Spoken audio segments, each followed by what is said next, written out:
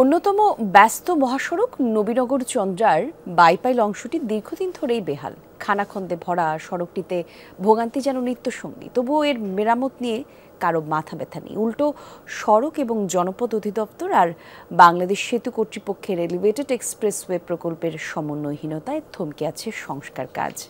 আর এইটা ওইটা না, কাপড় ধোয়ার একটাই সলিউশন, চাকা অল ইন ওয়ান। সড়ক জুড়ে খানাখন্দ, বৃষ্টির পানিতে টইটুম্বুর সেসব গর্ত, ফলাফল বিধ্বস্ত রাস্তায় নাকাল চালক আর যাত্রীরা। অন্যতম ব্যস্ত মহাসড়ক নবীনগর চন্দ্রার বাইপাইল অংশের দৃশ্য এটি।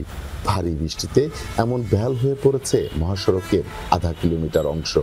লন্ডভন্ড সড়কে ভোগান্তি প্রতিদিনের চিত্র। বাইপাইল থেকে শ্রীপুর পর্যন্ত এই জায়গাটা মানে প্রচন্ড গ্যাপ আর কি, মানে ভাঙ্গা।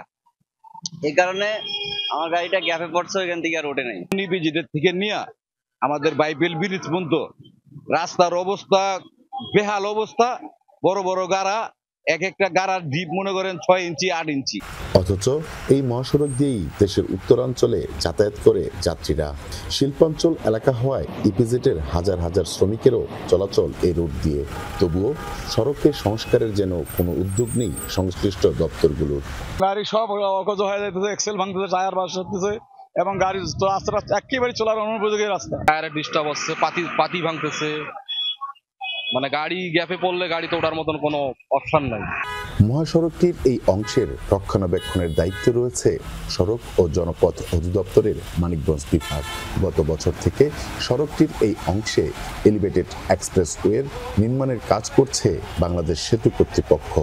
সড়ক সংস্কারে এখন একে অপরের কাঁধে দায় চাপাচ্ছে দুই সংস্থা।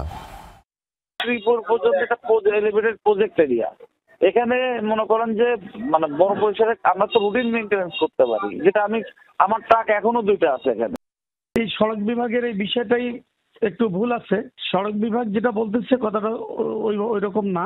আমাদের কন্ট্রাক্টের মধ্যে যেটুকু স্কোপ অফ ওয়ার্ক করার কথা সেটা আমরা করতেছি। এখন তারা রোড স্যানেল দায় এড়ানোর জন্য এরকম চিঠিপত্র দিয়ে একটা করতে।